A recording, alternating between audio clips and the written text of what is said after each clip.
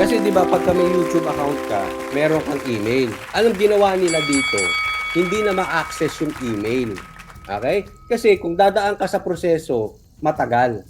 Siguro bago matanggalan ng prangkisa ang SMNI ay 2028 na baka si Sara na ang nakaupo.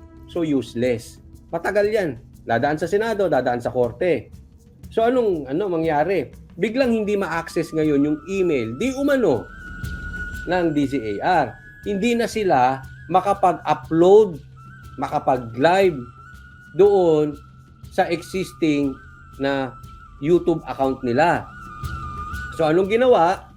Gumawa sila ng panibagong channel. Yan nga yung pinopromote natin dito, yan yung pinin natin dito, napuntahan ninyo, mag-subscribe po kayo doon. So ang siste dyan, binanatan yung email. Ang problema, personal po yan. Kasi hindi lang na, halimbawa, ako, may YouTube channel ako, email ko, gamit ko. Gamit ko rin yung email ko sa maraming,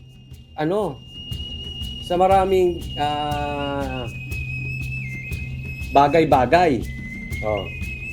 Diba? Yan naman ang gamit natin. May personal email tayo.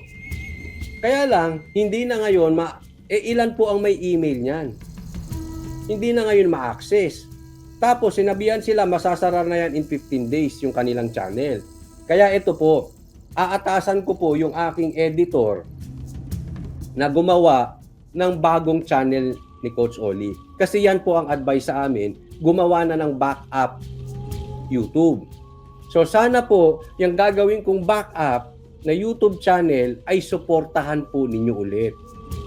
Sabay po yan, simulcast, magla-live ako sa parehas na yan, nang sa ganoon, kung ma-hack tayo, meron tayong backup.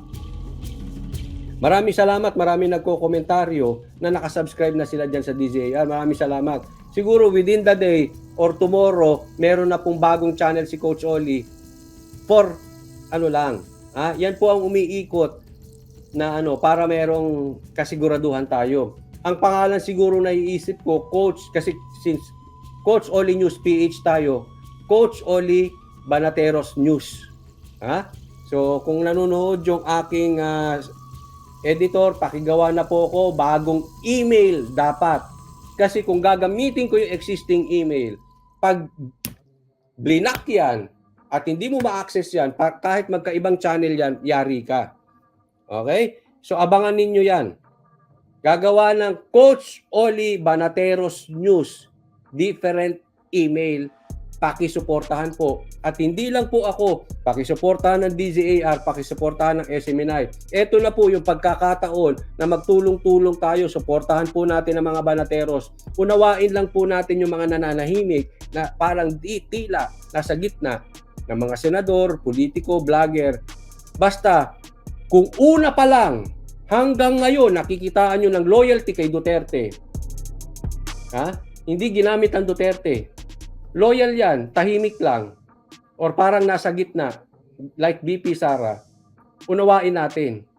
Kailangan lang natin yan kasi this is the time na para tayo dumadaan sa silent martial law. Dito po namin kayo kailangan. Ulitin ko po, dito po namin kayo kailangan kasi iisa-isahin na kaming bubusalan. Isa-isa na po yan. Okay? So, wala po tayong sinisisi. Alam ko kasi gagawin na naman topic ito ng mga vloggers ng pula. Sasabihin nila, ayan na naman, nasara ang DZAR, sisisihin na naman si Marcos. Hindi ko po sinisisi si Marcos. Wala akong sinisisi dito. Basta ang sinasabi ko, this is the time na mga ang tunay na maka-Duterte ay magtulong-tulong. Wala akong sinisisi, basta tayo, lahat tayo sa likod ng Duterte. And when the time comes, we are ready. Diba? Ito lagi nyong iisipin. Ito laging prinsipyo ko to sa buhay. Halimbawa, ikaw ay basketball player. Bangko ka. Isipin nyo bangko ka, basketball player ka. Pero nagtitraining ka 2, 3, 4 na oras kada araw. Sasabihin mo sa sarili mo, bakit ako nagtitraining? Binabangko, sa upuan lang ako Hindi naman ako ginagamit ng coach. Wag ganun attitude. Kailangan mag-training ka every day. Bakit? Kasi ako, naniniwala ako, may Diyos. Okay? Tatandaan natin, may Diyos. At ang Diyos, bibigyan ka ng opportunity. When the time comes, binigyan ka ng opportunity ng Diyos, you make sure you are ready. Kaya huwag mong isipin na bangko ka, hindi ka magte-training, hindi. Dahil maipapasok ka, makakapaglaro ka pa rin. And when that time comes, you make sure you make that shot. You are ready. Okay? So wala tayong sinisisi dito. Ang sinasabi ko lang, we are ready for the Duterte. At kaya, this is the time magsama-sama tayo na suportahan natin yung mga tunay na Duterte. Okay? At yung mga bagong Duterte na rin. Huwag muna nating husgahan kung bakit sila tahimik, bakit sila parang ganito. Hindi. Ang ganda nung sinabi ni Tatay Digong kay Bato. And it applies to everybody. Akin yan. Sa atin yan. Kilala ko yan. So, maaasahan mo itong mga to. Pag-ipitan, tutulungan tayo. Hindi lang basta Duterte-Dutertehan. Okay? So, wag nating sisihin. Kasi gagawing content lang yan ng pula. Ay, sinisisi nyo na naman. Lahat na lang, sinisisi nyo kay Marcos. Pati si Rizal. Ganun na mga litanya niya. Ganyan ang thumbnail nila. Ako hindi ko sinisisi. Ang sigaw ko, we are ready for the Duterte. Wala tayong sinisisi. Proactive, hindi sisi. Yan ang prinsipyo ko. Yan sana ang prinsipyo natin. Huwag tayo man sisi. We just be proactive. We are ready when the time comes.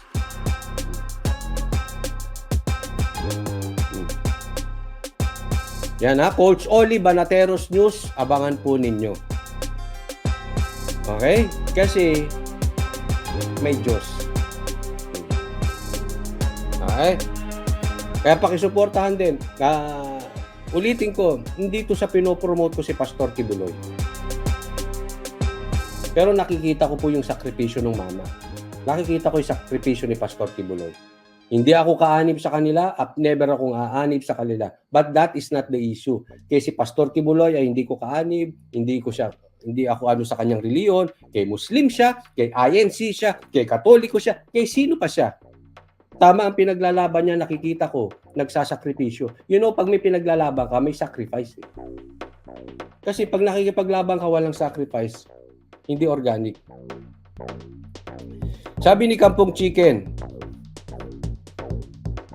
eto, maraming salamat Kampong Chicken. Ay, Jay Guevara, shoutout. Kampong Chicken, yes, Coach Oli, lahat ng true DDS supportahan sila. Like PRRD always say, there's a time for everything. Those who fail to prepare is preparing to fail. Yan. Kampong Chicken, maraming salamat po from Singapore. Tama po, supportahan natin ang mga Duterte. Buster TV, shoutout sa iyo. Lahat po hindi lang po Banateros. Ito mga kasamahan natin, Buster TV, Jay Guevara, ito mga hindi na demanda na dapat silang na-demanda. Hindi, joke lang. Suportahan natin. Kasi ito'y talaga mga Duterte. Ito sila Buster, kasama namin to Iskonian yan. Pero hindi iniwan ng Duterte. So, tulong-tulong. This is, ulitin ko, ito ay hindi panahon para magsisihan. Ito ay panahon na kailangan namin kayo. Wag natin, ako hindi ko sinisisi ang Marcos. Ito ang kailangan namin kayo na ready tayo. When the opportunity knocks, suportahan natin ang DDS. Whatever it is, nasa likod tayo ng Duterte. Yan ang usapin dito.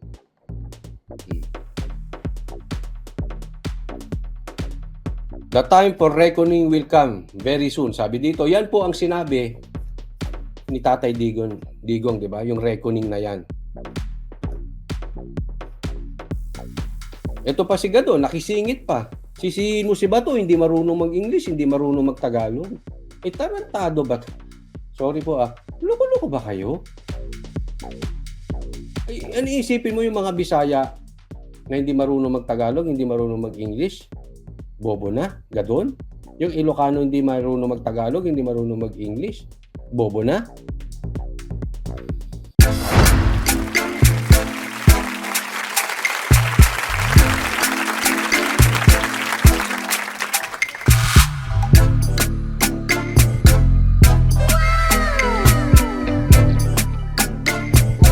performance will start momentarily.